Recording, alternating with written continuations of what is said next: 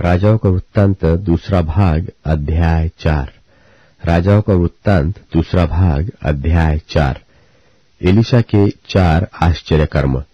भविष्यवक्ताओं के चेलों की पत्नियों में से एक स्त्री ने एलिशा की दोहाई देकर कहा, तेरा दास मेरा पति मर गया, और तू जानता है कि वह यहोवा का भय मानने वाला था, और जिसका वह कर्जदार था वह आया है कि मेरे दोनों पुत्रों को अपने दास बनाने के लिए ले जाए।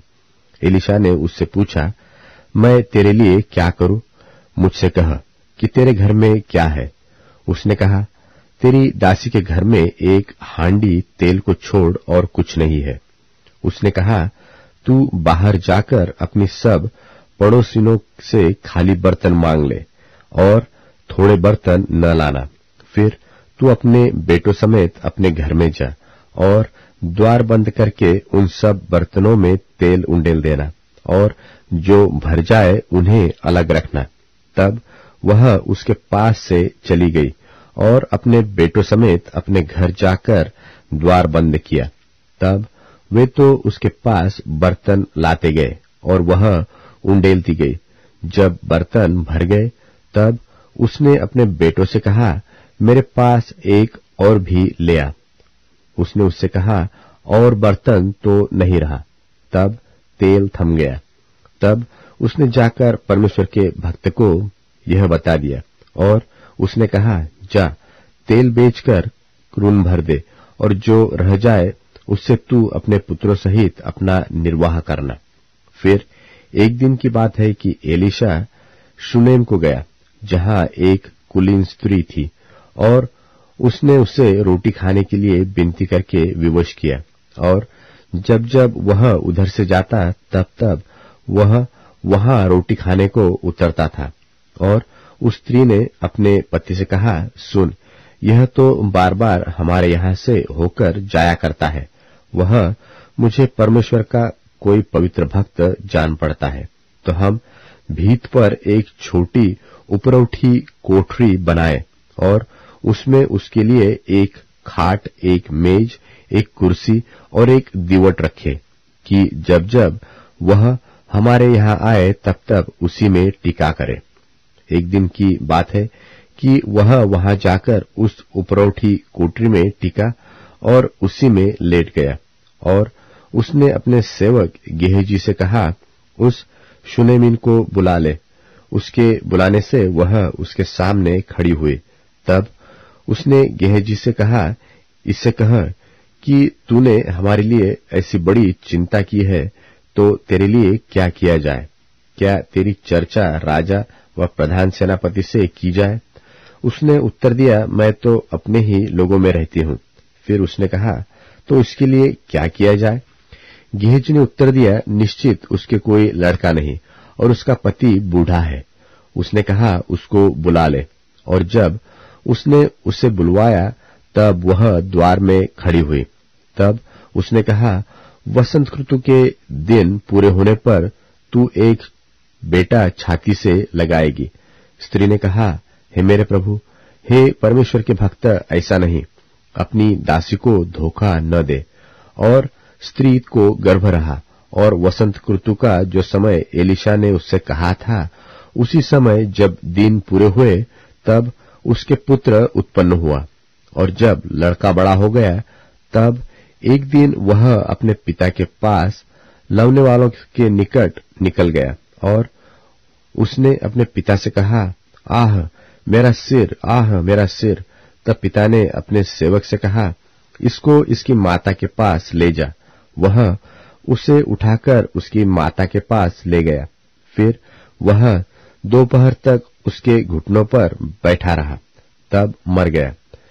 तब उसने चढ़कर उसको परमेश्वर के भक्त की खाट पर लिटा दिया और निकलकर किवाड़ बंद किया। तब उतर गई, और उसने अपने पति से पुकार कर कहा, मेरे पास एक सेवक और एक गधी तुरंत भेज दे कि मैं परमेश्वर के भक्त के यहां झटपट हो आऊं। उसने कहा, आज तू उसके यहां क्यों जाएगी?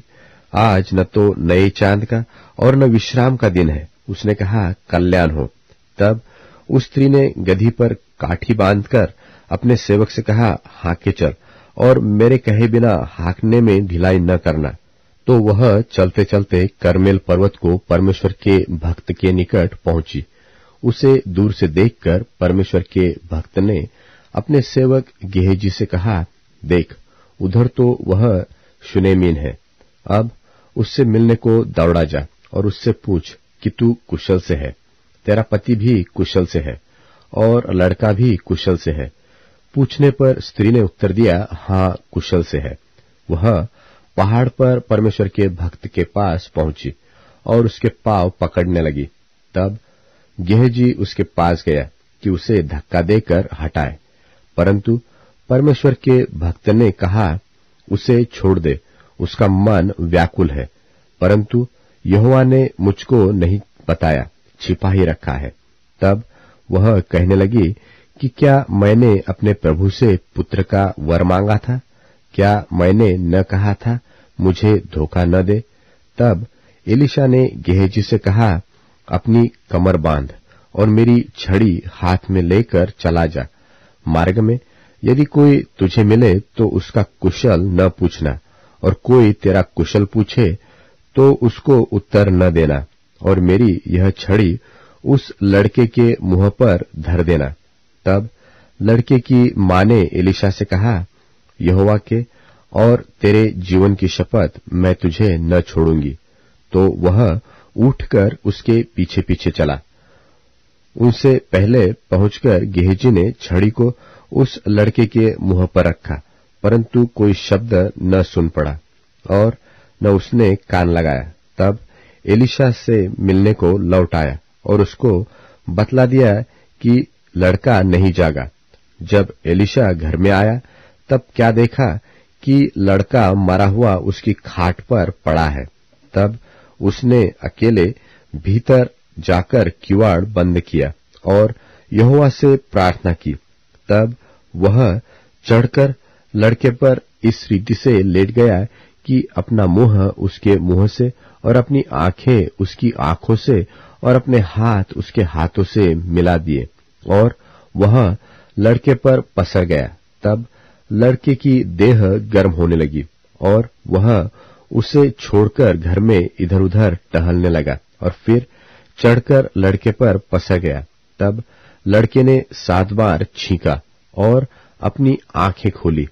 तब एलीशा ने गेहजी को बुलाकर कहा, शुनेमिन को बुला ले। जब उसके बुलाने से वह उसके पास आई तब उसने कहा, अपने बेटे को उठा ले। वह भीतर गई और उसके पांव पर गिर भूमि तक झुककर दंडवत किया, फिर अपने बेटे को उठाकर निकल गई। तब एलीशा गिलगाल को लौट गया। उस समय देश में अकाल था और भविष्यवक्ताओं के चेले उसके सामने बैठे हुए थे, और उसने अपने सेवक से कहा, हंडा चढ़ाकर भविष्यवक्ताओं के चेलों के लिए कुछ पका। तब कोई मैदान में साग तोड़ने गया और कोई जंगली लता पाकर अपनी अंकवार भर इंद्रायण तोड़ ले आया और टुकड़े टुकड़े करके पकाने के लिए हंडे में डाल दिया। वो उसको न पहचानते थे। तब उन्होंने उन मनुष्यों के खाने के लिए हंडे में से परोसा। खाते समय वे चिल्लाकर बोल उठे, हे परमेश्वर के भक्त, हंडे में मृत्यु है और वे उसमें से खा न सके। तब एलीशा ने कहा, अच्छा, कुछ मैदा ले आओ। तब उसने उसे हंडे में डालकर कहा, उन लोगों के खाने के लिए परोस दे। फिर हंडे में कुछ हानि की वस्तु न रही, और कोई मनुष्य बालशालिशा से पहले उपजे हुए जौ की 20 रोटियां और अपनी बोरी में हरी बाले परमेश्वर के भक्त के पास ले आया। तो एलीशा ने कहा, उन लोगों को खाने के लिए दे। उसके टहलुए ने कहा, क्या मैं 100 मनुष्यों के सामने इतना ही रख दूं? उसने कहा, लोगों को दे दे कि खाए, क्योंकि यहोवा यो कहता है, उनके खाने के बाद कुछ बच भी जाएगा। तब उसने उनके आगे धर दिया, और यहोवा के वचन के अनुसार उनके खाने के बाद कुछ बच भी गया।